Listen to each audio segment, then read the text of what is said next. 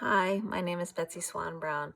I live in a small community and I was talking with my friend Kara, who is an ER doctor, what they needed during this COVID-19 crisis. And she said face shields. So I took to doing some research and tried to figure out what I could do to make a simple face shield for the local hospital. As you can see here, I came up with a very simple design. It includes an elastic band to hold it on your head, a very thin, clear plastic but not floppy face shield, a very thick foam that's attached to the plastic that keeps the whole mask off your face so you can have goggles and a face mask. So now that I've come up with my design, I wanted to figure out how I could get the varying materials.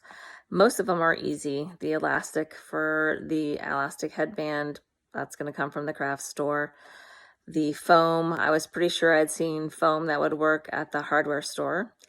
And I knew I could stick them all together with some sort of adhesive or glue, but it was really the clear plastic. Where was I going to get that, especially in a small town? So the traditional face masks are made with PET, and that is not something that was readily available to me here locally. So I did some brainstorming with my husband, and we came up with the idea of looking at transparencies. But I went and tried them at the local Staples, and unfortunately, the transparency films were they were not nearly as clear as I would like, and they were pretty flimsy. The next step I looked at was the laminate. It's a double plastic laminated sheet. I had Staples. They were very helpful at working with me. They laminated a couple samples together, and unfortunately they had a lot of air bubbles in them and they weren't able to get the air bubbles out.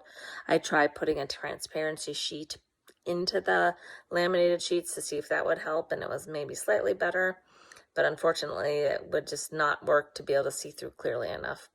Finally, after continuing to scrounge through the store, I found clear binding presentation covers, and those were thicker than the transparencies. They were pretty clear, still, not as clear as if you ordered a raw material to do this, but quite clear and looked like they were going to do the job. The next step is coming up with a manufacturing process and a final kind of product design concept. And I'll list all of the specifications that we used, but basically we rounded all four corners of the plastic sheet so that they wouldn't be sharp and cause any damage. We try to work with a length of the elastic band that would fit on everybody's head, a small head and a large head. So that turned out to be about a 14-inch elastic band stapled with a double staple to the side of the plastic.